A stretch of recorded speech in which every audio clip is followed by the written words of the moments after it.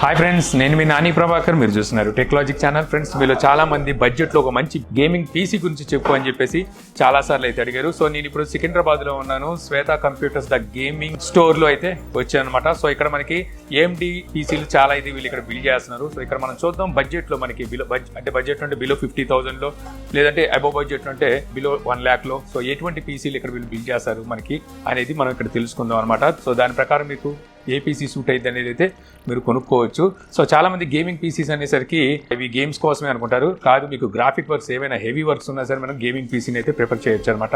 So మీరు 3D work చేస్తున్నారు, లేకపోతే మల్టీమీడియా ఎడిటింగ్ చేస్తున్నారు, ఇలా అలా అని లేదు. సో ఏ వర్క్ అయినా సరే మీరు హెవీ వర్క్ ఉంటే సో దానికి మీకు గేమింగ్ పీసీ అనేది బెస్ట్ ఆప్షన్ అయితే అవుతుంది. సో ఇప్పుడు మనం శ్వేత కంప్యూటర్స్లో ప్రేమ్ కుమార్ గారితో అయితే మనం ఉన్నాము. సో తను అడిగి తెలుసుకుందాం ఈరోజు. సో మనకి 50,000లో ఎటువంటి పీసీ బిల్డ్ అవుతుంది, అలాగే బిలో 1 lakhలో ఎటువంటి పీసీ అవుతుంది, ఇంకా మ్యాక్స్ పీక్ లెవెల్లో మనకి పీసీస్ ఏమున్నాయి అనేది, సో ఎలాంటి పీసీ బిల్డ్ చేస్తారనేది తెలుసుకుందాం. ప్రేమ్ గారు, 50,000 లోపు మనకి ఎటువంటి సిపియూని ఏ జీపీయూని మీరు ప్రిఫర్ చేస్తారండి?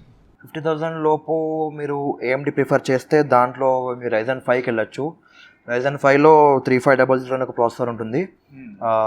అందులో 6 cores 6 threads యాజ్ యూజువల్గా ఉంటుంది. 4.2 GHz అంది మ్యాక్స్ టర్బో స్పీడ్ అంతవరకు వెళ్తుంది. సో ఆ processor that goes with pairing with the B450 mother board. ఆ చిప్సెట్ ఉన్న మదర్ బోర్డ్ ఏదైనా తీసుకోవచ్చు మీరు, దాంట్లో పేర్ అయిపోతుంది. దాంతోపాటు మేము గ్రాఫిక్ కార్డు అండర్ 50,000 కాబట్టి దీనికి మేము ప్రిఫర్ చేసే గ్రాఫిక్ కార్డు వచ్చేసి 6500 XT అండి. LPGDDR6 4GB వీడియో ర్యామ్ అనొచ్చు, VRAM దాంతోపాటు వస్తుందండి. ఒక Gen 4 కాకుండా నార్మల్ NVMe అండర్ 50,000 కాబట్టి ఈ బిల్డ్కి ఒక 450 వాట్ SMPS ఎనఫ్. టేస్ట్ కనుసరంగా ఒక క్యాబినెట్ తీసుకుంటే అరౌండ్ 49-50,000 ఒక పీసీ నీట్గా బిల్డ్ అయిపోద్ది. 49,000 to 50,000. SSD ఏది యూజ్ చేస్తారండి? SSD WD తీసుకోవచ్చు, 250 GB NVMe third Gen 3 250 GB తీసుకోండి.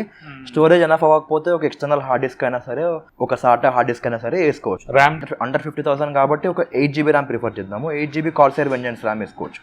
8GB వరకు మోడల్ ట్రిపుల్ టైటిల్ గేమ్స్ అన్ని రన్ అవుతాయి. ఇది మనకి FSR సపోర్ట్ చేస్తుంది. ఇక్కడ FSR చేస్తుందండి. ఇందులో FSR సపోర్ట్ ఉంది. పర్ఫార్మెన్స్ వైజ్ 50,000 మీకు వాల్యూ ఫర్ మనీ ఇచ్చుద్ది. ఇస్తుంది.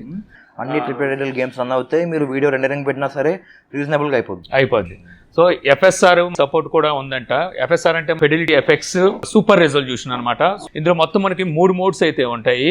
సో ఫస్ట్ మోడ్ వచ్చేసరికి quality mode, second mode balance mode, third mode performance mode ఉంటుంది. ఫస్ట్ మోడ్లో మీకు HD రెజల్యూషన్ని ఫుల్ HD కింద చూపిస్తుంది అనమాట. అంటే మీకు ఇన్పుట్ రెజల్యూషన్ అనేది HDలో వస్తుంది అనుకోండి, అది అవుట్పుట్ వచ్చేసరికి మనకి ఫుల్ HDలోకి మారిపోతుంది. అంటే ఫుల్ HD వచ్చేసరికి 2Kకి మారిపోతుంది. 2K రెజల్యూషన్ మీకు 4Kకి మారిపోతుంది.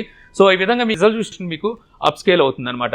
అదే బ్యాలెన్స్ మోడ్లో వచ్చేసరికి మీకు ఇంకొంచెం పెరుగుతుంది. పర్ఫార్మెన్స్ మోడ్లో చూసుకుంటే ఫుల్ HD వచ్చేసరికి 4K కింద అప్ స్కేల్ అయిపోతుంది. అలాగే మీకు ఫ్రేమ్ రేట్ కూడా ఉన్న ఫ్రేమ్ రేట్ కన్నా ఇంకా స్మూత్ ఎక్స్పీరియన్స్ కోసం బెటర్ ఫ్రేమ్ రేట్ని ఇంకా ఇంప్రూవ్ చేసి అయితే మీకు ఫ్రేమ్ రేట్ చూపిస్తుంది. సో ఫ్రేమ్ రేట్ మీకు ఇంప్రూవ్ అవడం వల్ల మీకు ఇంకా స్మూత్గా అయితే గేమ్ ప్లే అవుతూ ఉంటుంది అనమాట. సో అయితే ఈ ఫీచర్ మీకు ఈ 50,000 దాంట్లో కూడా వస్తుంది. Free experience. ఇక నెక్స్ట్ మనకి 1 lakh బిలోలో Ryzen 5లోనే ఒక హై లెవెల్ ప్రాసెసర్ ఉంటుంది, 5600X అని. ఆ ప్రాసెసర్ కాస్ట్ వచ్చేసి 18,500 వరకు ఉంటుంది. 18,500 ప్రాసెసర్ CPU కాస్ట్. ఇది వచ్చేసి మనకు 6 cores and 12 threads లో వస్తుంది. 4.6 GHz దీని మ్యాక్స్ టర్బో ఫ్రీక్వెన్సీ ఉంటుంది. 4.6 GHz. ఇంతకుముందు చెప్పింది 4.1 GHz. ఇది 4.6 GHz మ్యాక్స్ టర్బో ఫ్రీక్వెన్సీ అయితే వస్తుంది. 6 cores and 12 threads. So hyper threading enable అనమాట. లైక్ ఒక కోర్కి 2 threads ఉన్నాయి. So hyper threading. దీనికంటే మనం 450 బోర్డ్ కూడా తీసుకోవచ్చు, 550 కూడా తీసుకోవచ్చు. AMDతో ఉన్న ఒక బెనిఫిట్ ఏంటంటే ఎంత హై లెవెల్ ప్రాసెసర్ తీసుకున్నా మీరు తక్కువ బోర్డ్ తీసుకొని దానికంటూ ఉన్న బయోస్ని అప్డేట్ చేసుకుంటే రన్ అయిపోతుంది. దీనికి 450 తీసుకొని బయోస్ అప్డేట్ చేసుకుంటే రన్ అవుతుంది. అవుట్ ఆఫ్ ది బాక్స్ మీకు వర్క్ చేయాలంటే 550 తీసుకోవాలి. 550 బోర్డ్ తీసుకొని దాంతోపాటు ఇది ఒక అండర్ 1 lakh బిల్డ్ కాబట్టి 16GB ర్యామ్ తీసుకుందాము. Corsair Vengeance ఇంకొంచెం బెటర్ క్యాబినెట్ తీసుకోవచ్చు, ఒక 7,000-8,000 రూపీస్ ఆ అరౌండ్లో. Cabinets optional. Cabinets are optional. ఈ బిల్డ్కి మనం గ్రాఫిక్ కార్డ్ వచ్చేసి 6600 తీసుకుందాం. 6600 AMD Radeon 6600 better graphic card ఈ బిల్డ్కి. ఎందుకంటే ఎప్పుడైనా సరే AMD ప్రాసెసర్తో AMD గ్రాఫిక్ కార్డ్ బాగా పేర్ అవుతుంది, అన్నిటికీ మంచి పేరింగ్ ఉంటుంది. సో ఈ బిల్డ్ మనకి 90,000 to 1 lakh రూపీస్ ఫ్లెక్సిబిలిటీ ఇస్తుంది. ఎస్ఎంపిఎస్ దీనికి ఒక 650 వాట్ సరిపోద్ది. 650 వాట్ నార్మల్ ఎస్ఎంపిఎస్ బ్రాంజ్ తీసుకోవచ్చు లేదా గోల్డ్ తీసుకోవచ్చు, కస్టమర్ బడ్జెట్ బట్టి. కస్టమర్ అంటే ఆప్షనల్ అవన్నీ మనకి. ఎస్ఎస్డి దీంట్లో ఎస్ఎస్డి వచ్చేసి మీకు Gen 4 తీసుకోవచ్చు అండి. 500 జీబీలో అయితే మీకు 1 lakh బిలో వచ్చేది. లేదు 1 TB కావాలంటే మాత్రం కొద్దిగా హైక్ అవుద్ది బడ్జెట్, 1 lakh దాటి వెళ్ళదు. మనకి 1 lakh ఇది 512 సరిపోతుంది అయితే మొత్తం ఎన్ఎఫ్ అక్కడ. ఇక సాఫ్ట్వేర్ మనకి బయాస్ సాఫ్ట్వేర్ అప్డేట్స్ అవన్నీ ఎలా ఉంటాయి వెళ్ళి? AMD సాఫ్ట్వేర్స్ ఎన్ఎఫ్ రిలీజ్ చేస్తూ ఉంటుంది. ఎప్పటికప్పుడు విండోస్ అప్డేట్స్ త్రూ వస్తూ ఉంటే డౌన్లోడ్ చేసుకోవడమే. వెబ్సైట్లో మదర్ బోర్డ్ వెబ్సైట్లోకి వెళ్తే సపోర్ట్ అనే ఒక ఆప్షన్ ఉంటుంది. అందులో మీరు బయోస్ వర్షన్ డౌన్లోడ్ చేసుకొని యూఎస్బీ కాపీ చేసుకొని సిస్టమ్ ఆఫ్ చేసుకొని యూఎస్బీ పెట్టి ఆన్ చేస్తే బయోస్ అప్డేట్ తీసుకుంటుంది. ఇక్కడ ఇందులో మనకి రేట్ ట్రేసింగ్ అండ్ DLSS ఉంటుంది ఈ కార్డ్స్ లో. ఇంతకుముందు చెప్పిన 50,000 దాంట్లో ఉండవు, అవి ఉండవు. రేట్ ట్రేసింగ్ అండ్ DLSS ఈ బడ్జెట్ నుంచి మనకి రేట్ ట్రేసింగ్ అనేది స్టార్ట్ 6500 XT సిరీస్ లో ఉంటుందండి. రేట్ ట్రేసింగ్ అంటే గ్లిటర్ ఫ్రీ ఎక్స్పీరియన్స్. ఏదైనా మనకి గ్లిటర్ కానీ ఫ్రేమ్ డ్రాప్స్ కానీ అయినప్పుడు ఈ రే ట్రేసింగ్ అనేది ఏం చేస్తుందంటే వాటిని కవర్ చేస్తుంది. మన కంటికి మన నేకెడ్ ఐ కనపడదు, లోపల ఇంటర్నల్గా ప్రాసెస్ అయిపోద్ది. అది మన అవుట్పుట్లో వచ్చేటప్పటికి మానిటర్లో అది కనపడనీయకుండా కవర్ చేసి ఒక స్మూత్ ఎక్స్పీరియన్స్ అయితే ఇస్తుంది. మెయిన్ గా చెప్పాలంటే సింపుల్ లాంగ్వేజ్ లో సో గేమ్ మీద మీ కాన్సన్ట్రేషన్ అనేది ఇంకొంచెం పెరుగుతుంది. మరి ఆడేటప్పుడు ఏంటంటే రే ట్రేసింగ్ అనేది మనకి ఆ దృష్టి అనేది మళ్ళిస్తుంది. కొన్ని గ్రాఫిక్స్ మనకి దృష్టి మళ్ళిస్తుంటే అలాంటి ప్రాబ్లం లేకుండా అయితే చూసుకుంటుంది. అంతే కదా? అంతే అండి. ఇంకా నెక్స్ట్ ఇంకా మ్యాక్స్కి వెళ్ళిపోయాం అనుకోండి, AMDలోనే మనం మ్యాక్స్కి వెళ్ళిపోదాము. సో అక్కడ మీరు ఏం సజెస్ట్ చేస్తారు? AMDలో మ్యాక్స్ కన్జ్యూమర్ నార్మల్గా యూజ్ చేసే గ్రాఫిక్ కార్డులలో టాప్ నాచ్ ప్రాసెసర్ వచ్చేసి Ryzen 9 5950X. అది నార్మల్ కన్స్యూమర్ యూజ్ చేసే దాంట్లో టాప్. దీనికి పైన థ్రెడ్ రిప్పర్ అని అవన్నీ చాలా వస్తాయి, అవి సర్వర్కి అవి యూజ్ చేస్తారు. కొనగలిగే దాంట్లో టాప్ ప్రాసెసర్ వచ్చేసి 5950X, అది తీసుకోవచ్చు టాప్ అంటే. అండ్ దాని స్టాండర్డ్లో ఉన్న బోర్డ్ తీసుకోవాలంటే X570 సిరీస్ తీసుకోవచ్చు. X570 మదర్ బోర్డ్ వస్తుంది, చిప్ సెట్ సపోర్ట్ అవుతుంది. దీంతో పాటు మనం 16 GB ర్యామ్ అని తీసుకోవచ్చు. ఎంతైనా కాబట్టి 32 GB కూడా వెళ్ళచ్చు అనమాట. 16 ర్యామ్ స్టోరేజ్ ఎంత ఉంటుంది మన గ్రాఫిక్స్లో? ఇది ఇంకా గ్రాఫిక్స్ మీరు 6900 XT పెట్టుకోవచ్చు. దీనికి 12 GB సపోర్ట్ ఉంటుంది. 12 GB GDDR6 VRAM వస్తుంది గ్రాఫిక్ కార్డ్లో.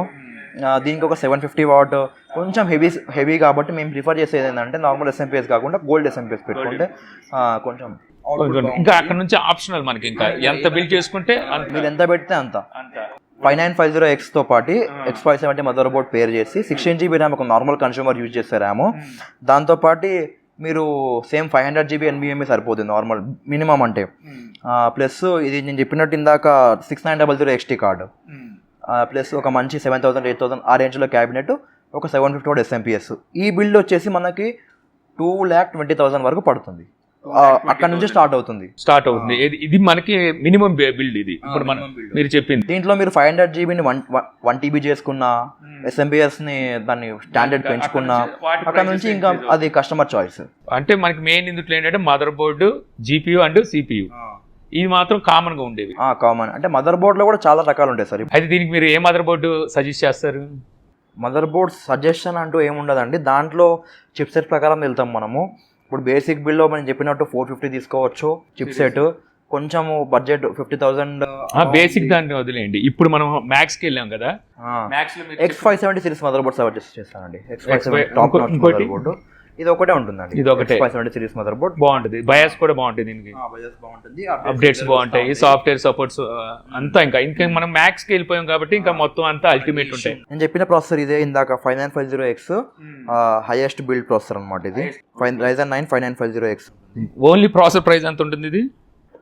ఇది వచ్చేసి 56,000 పడుతుంది only processor cost. GPU cost? GPU 1,20,000 ఆ రేంజ్ లో వస్తుంది. AMD Radeon 6900 XT only GPU cost 1,20,000 దాకా ఉండొచ్చు. అంటే అందువల్ల మనకి మాక్సిమం వచ్చేసరికి 2,24,000 ఆ రేంజ్ లో నార్మల్ అంటే ఫ్లాగ్షిప్ పీసీ మీకు అక్కడ నుంచి స్టార్ట్ అవుతుంది. ఇంకా ఆ పైన కస్టమర్ ఇంట్రెస్ట్ ఎంతైనా బిల్డ్ చేసుకోండి. ఓకే ప్రేమ్ గారు, చక్కగా చెప్పారు. So thank you. సో విన్నారుగా ఫ్రెండ్స్, ప్రేమ్ గారు ఏం చెప్పారో. మనకి 50,000 నుంచి మాక్సిమం 2 lakhs అబోనే మనకి పీసీలు అయితే బిల్డ్ అవుతాయి. మరి కాకపోతే మినిమం మనకి ఒక గేమింగ్ పీసీ కావాలి అంటే 50,000 పట్టుకుంటే మంచి గేమింగ్ పీసీ అయితే స్టార్ట్ అవుతుంది. హై గ్రాఫిక్స్ గేమ్స్ కూడా ఇక్కడ మీకు అయితే సపోర్ట్ చేస్తాయి. కాకపోతే మీకు ఇంకా హై పర్ఫార్మెన్స్తో కావాలంటే అక్కడ నుంచి మీరు 1 lakh నుంచి దాటుకుంటూ వెళ్తే మాక్సిమం మీకు వచ్చేసరికి 2,20,000 వరకు అయితే మీకు మంచి పర్ఫార్మెన్స్తో గేమింగ్ పీసీ అయితే బిల్డ్ చేసుకోవచ్చు అని చెప్పి దీన్ని బట్టి అయితే అర్థమవుతుంది. సో ఈ వీడియో మీకు నచ్చింది అనుకుంటున్నాను. సో ఈ వీడియో కనుక మీకు నచ్చితే లైక్ చేయగలరు. యూట్యూబ్లో మా ఛానల్ ఇంకా సబ్స్క్రైబ్ చేసుకోకపోతే సబ్స్క్రైబ్ చేసుకోవడం మర్చిపోమాకండి. So thank you for watching. జై హింద్.